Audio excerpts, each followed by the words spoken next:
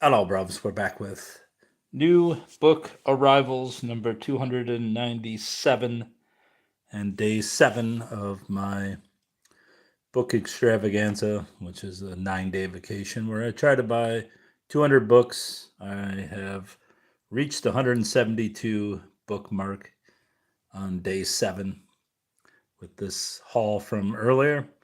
And no, I'm not pouring beer to look cool. I'm just waiting for the crowds to show up. So give it a few minutes here.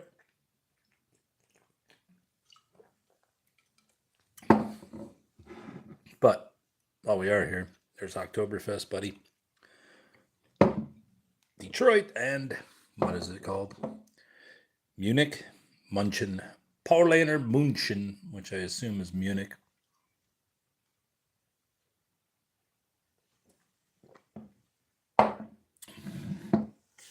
One of my favorite beers in the world. All right, let's do this. I started my day off with I went to a flea market that I did not know existed. And then I ventured on to a thrift store in Taylor, Michigan, where I picked up this book and this book in desperation, but they were only quarters, so it's a nice copy, a vintage copy of The Prince by Machiavelli. Never read it. Probably should at some point, but like I said, it was only a quarter. Their prices are strange at that place. If the book isn't marked with a price, then it's a quarter, which worked out for me on 5 or 6 books, but I also paid more, significantly more on other books.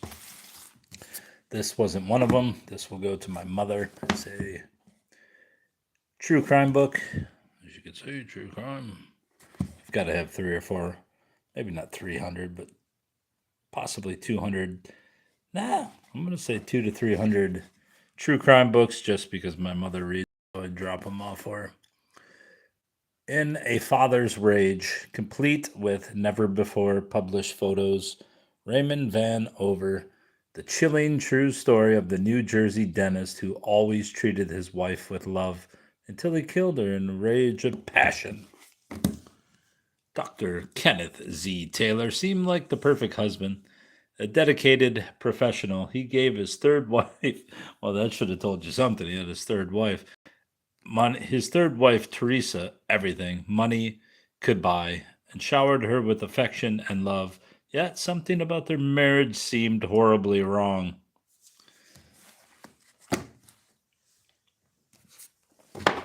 95-cent book. See, figure that's $175.70 for 4 books. So that's like 40 cents a piece.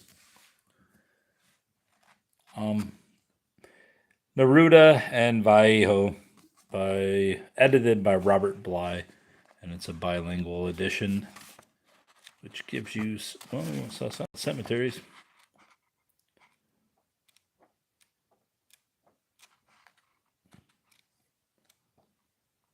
America, I do not call your name without hope. When I hold the sword against the heart, when I live with the faulty roof in the soul, when one of your new days pierces me coming through the windows, I am and I stand in the light that produces me. I live in the darkness which makes me what I am. I sleep and awake in your fundamental sunrise, as mild as the grapes and as terrible, carrier of sugar and the whip, soaked in the sperm of your species, nursed on the blood of your inheritance. That's a pretty good poem, honestly. What the fuck is this? Is this Neruda or is that Vallejo?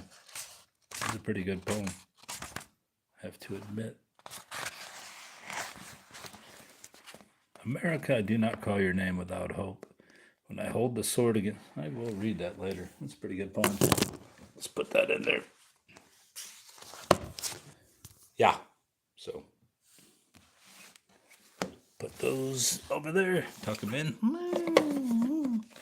Should check and see. Do I have to put batteries in these motherfuckers? Is that what's going on with this? Made in China. Do not use rechargeable batteries. So I gotta open this fucker and put my own battery in just to get some ghost sounds. All right. I will remember that. 50 Years of Russian Prose from Pasternak to Solzhenitsyn, Volume 1, edited by Kristina Pomorska. I only got Volume 1. Who the hell's on this front cover? Who is that guy? Oh, that's Pasternak. Looks creepy on the cover. Just looks like a fucking giant on that one. As if I needed more Russian books. But I probably have at least 100 Russian books now.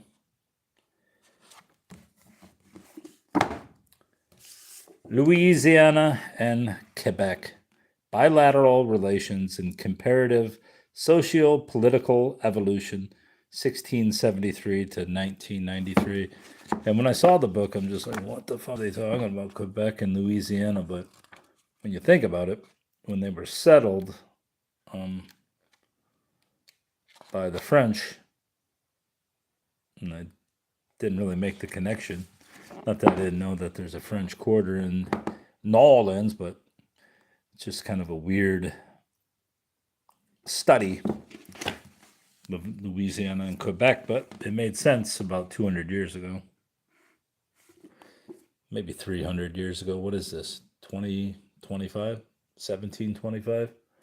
Maybe 400 years ago.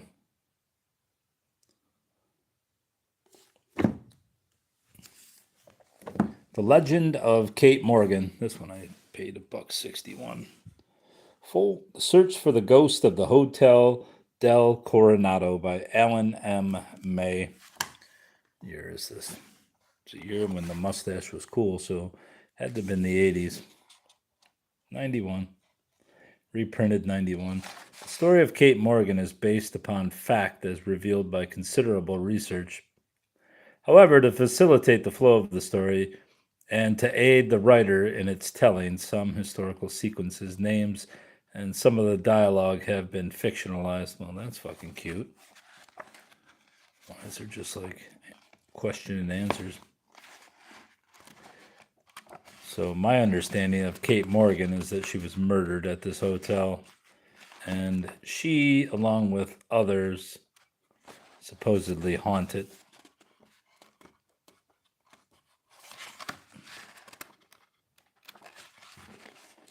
Did we get a picture of her? No. Kate Morgan, also known as Lottie Bernard, died November 29th, 1892 at age 24. Map to Kate Morgan's gravesite.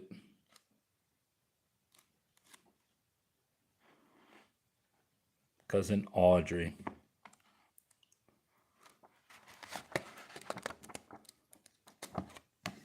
Always up for ghost stories, so there you go. 95-cent book. The Man in the White Sharkskin Suit. A Jewish family's exodus from Old Cairo to the New World. A stunning memoir conjures a vanished world with the elegiac ardor and uncommon grace. Michiko Kakutani.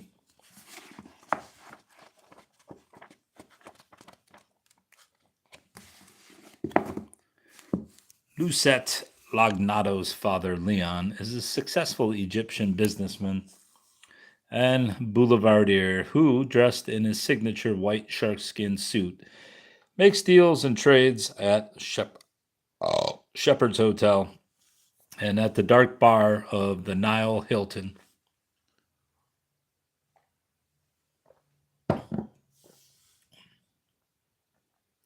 After the fall of King Farouk and the rise of the Nasser dictatorship, Leon loses everything and his family is forced to flee, abandoning a life once marked by beauty and luxury to plunge into hardship and poverty as they take flight for any country that would have them.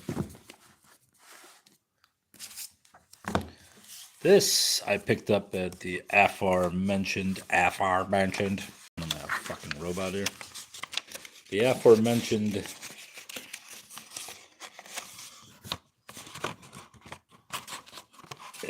flea market, which was not very good, but luckily as fate would have it, the last booth I went to had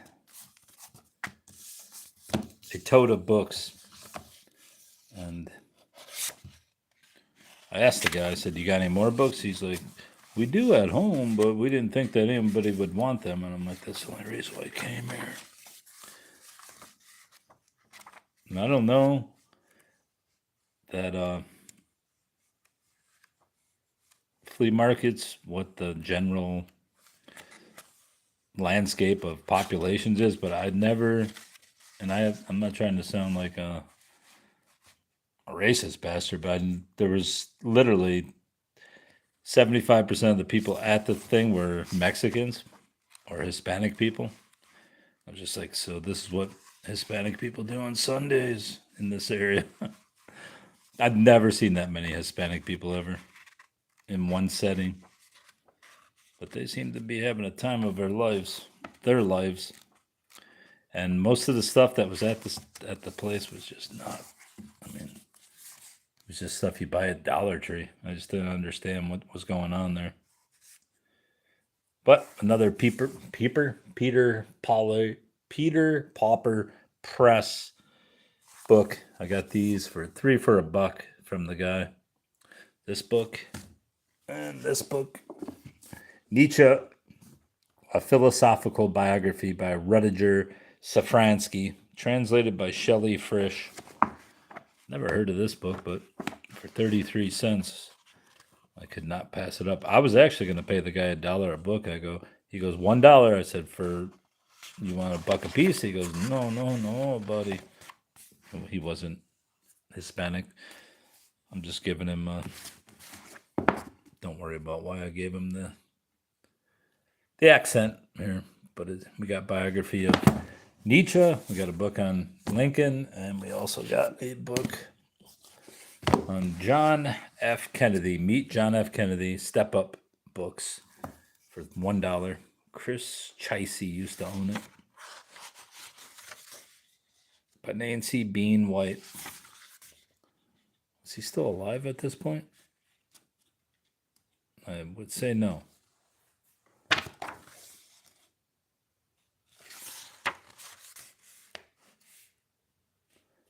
A handsome young man rode into the city of Dallas, Texas. By his side sat his beautiful wife, all dressed in pink. It was a hot, sunny day in Dallas. Who writes a book like this for kids? Is that how they deal with it, I guess?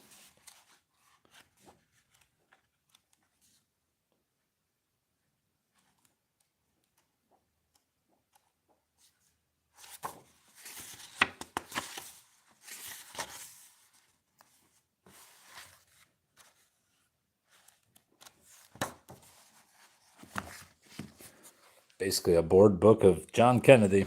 I don't know why you'd write it after he was killed, but The Nymphos of Rocky Flats by Mario Acevedo. I believe I got this for $0.25 since it didn't have a price on it. Although I don't see she gave it to me for $0.25. Maybe she did. But it's signed by him, so that makes it valuable enough. A former infantry and aviation officer, Mario Acevedo, lives and writes in Denver, Colorado. Hey, look, you could put a little vampire, since it is a book on vampires. Obviously, the first and only vampire to be declassified by the federal government. Felix Gomez went to Iraq a soldier. He came back a vampire. Now he finds himself pulled into a web of intrigue when an old friend prompts him to investigate an outbreak of nymphomania at the secret government facilities in Rocky Flats.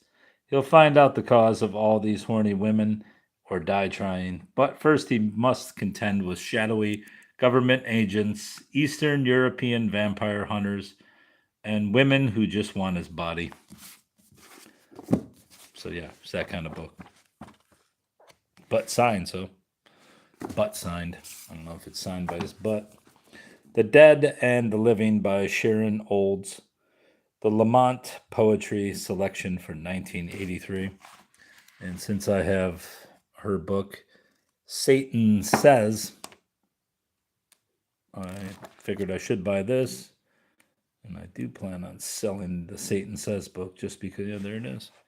I don't know if these were her first two books or what, but I will sell them together so I can get more money.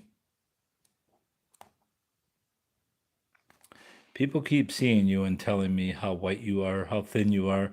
I have not seen you for a year, but slowly you are forming above my head, white as petals, white as milk, the dark, narrow stems of your ankles and wrists.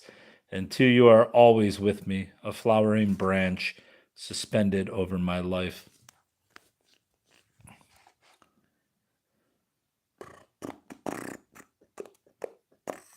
Miscarriage. The winter after your death. Miscarriage. When I was a month pregnant, the great clots of blood appeared in the pale, green, swaying water of the toilet, dark red like black in the salty, translucent brine, like forms of life appearing, jellyfish, with the clear-cut shapes of fungi. That was the only appearance made by that child, the dark, scallop shapes falling slowly. A month later, our son was conceived, and I never went back to mourn the one who came as far as the sill with its information. That we could botch something, you and I, all wrapped in purple, it floated away, like a messenger put to death for bearing bad news.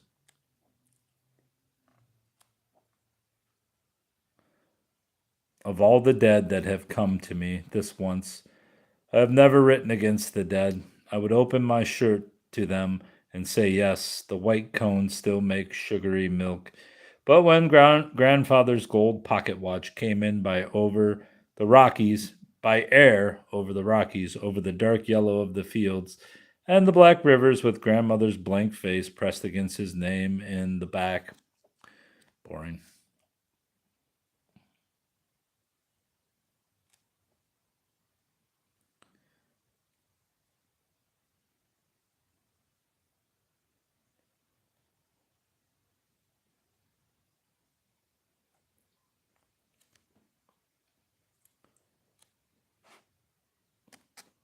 Race Riot, Tulsa, 1921. The blazing white shirts of the white men are blanks on the page. Looking at them is like looking at the sun. You could go blind under the snouts of the machine guns. The dark glowing skin of the women and men going to jail. You can look at the gleaming horse chestnuts of their faces the whole day. Oh my God. Boring. I already have this book, but not in hardcover. So now I have it in hardcover. What did I pay for it? $1.61? Yeah. There's Lizzie. Thin Lizzie. Lynn Fizzy. This is the first thing that I undertook to do that I never could.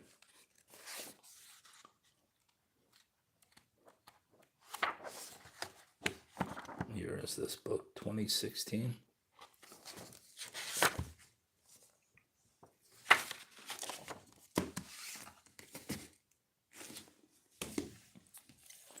This is the book that opened the floodgates on me finding a bunch of books at this thrift store. Rendezvous with the New World Order. 322 CFR WEF TCTO GAT. What was that, 80 cents? Annuit coeptus. Things are never as they appear.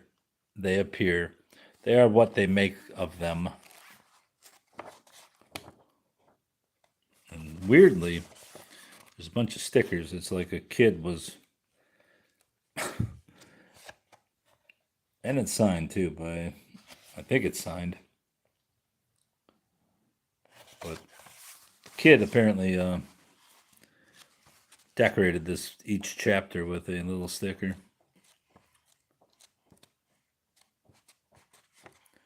You got the Bilderbergers, Bernie Madoff, everybody. What year is this book? Look at that. There's a little guy. Damn, this guy writes a lot of books. Other books by A.H. Craig: Oz in the New Millennium, The American Dream, Nightmare. Before departing, Money a Primer, Veil the Illuminati and its plans for the future. What year is this? 2011.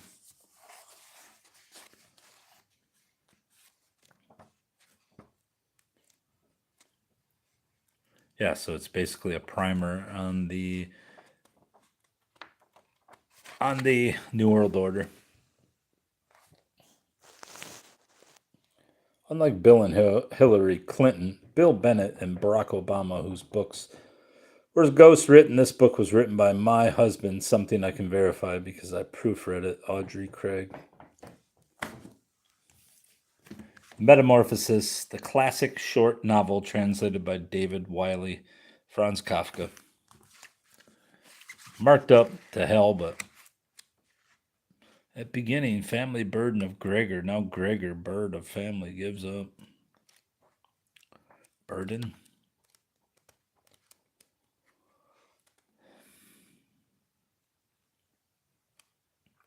It's a very short book. 44 pages. This one, Pete Hamill's Forever, I basically bought just for this dust wrapper so I can put on a book that matters to me. This not being one of them, but oh, what's this? L. Loser. Maybe it's signed. Signed first edition, that'd be great. It's not even a first edition. Yeah, it is. Deidre Enterprises. This book is for Fukiko Aoki Hamill, who let me count the ways. Must be his wife. What's this guy look like? Nah, I never would have guessed. Figured it'd be a young guy with glasses.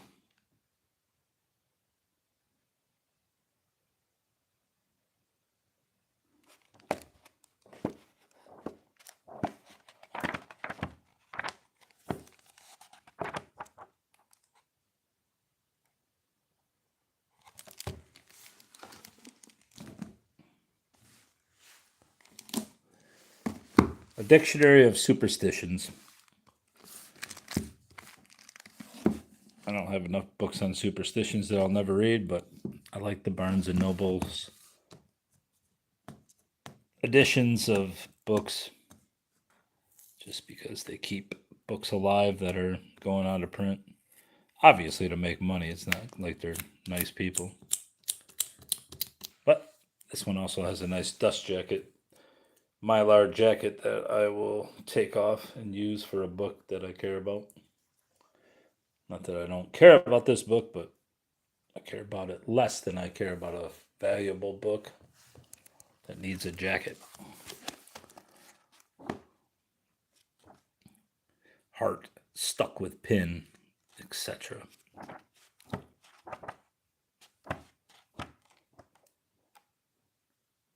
1989-ish.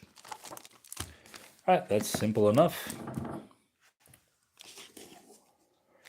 Bought this one, not because it was 99 cents, because I thought it was white tag day at the thrift store, and it was, but for whatever fucking reason, that didn't mean 50% off. That just meant it's 99-cent day. But on the book, this one I got, which was a white tag, I didn't get 99 cents on it, so I don't know what the fuck the deal was. I guess it had to be closed. It's their way of getting rid of clothes. But this ain't a bad book, so I picked it up for 99 cents. The Antietam Campaign, obviously Civil War. And this book is World War II, The Last Battle by Cornelius Ryan.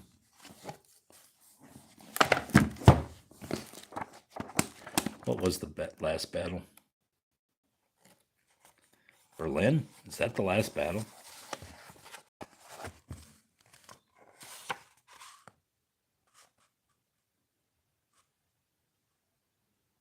Yeah.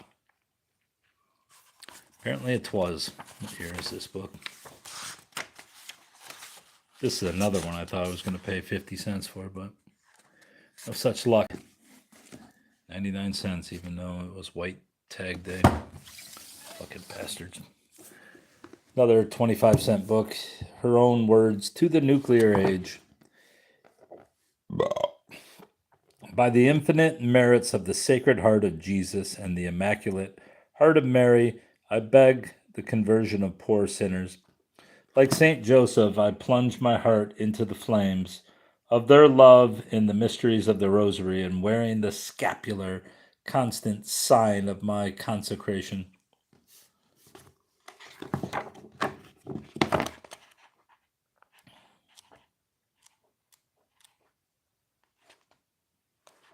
Got quite a...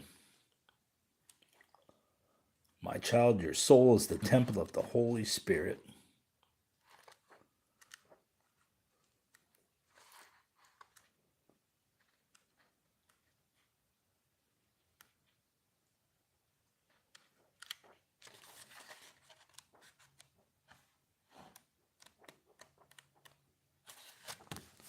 Right.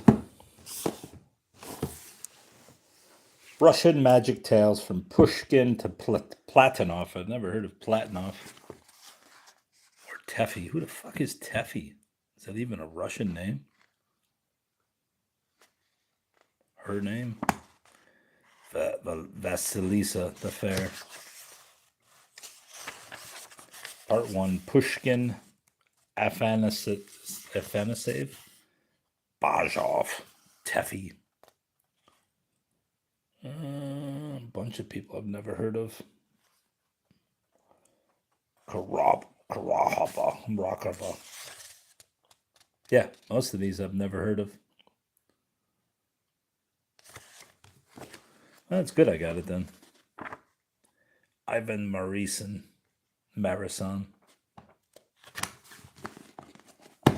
And lastly, while 6 million died, a chronicle of American apathy. In January 1944, President Roosevelt was shown the startling conclusions of a secret memorandum. Its title, Acquiescence of This Government in the Murder of the Jews, the untold and shocking story behind.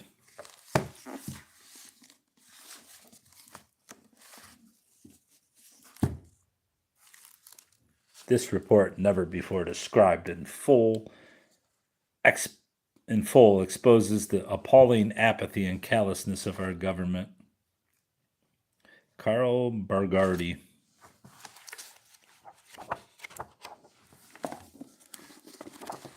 If you think Roosevelt got into the war because he was worried about Jews dying, you're crazy.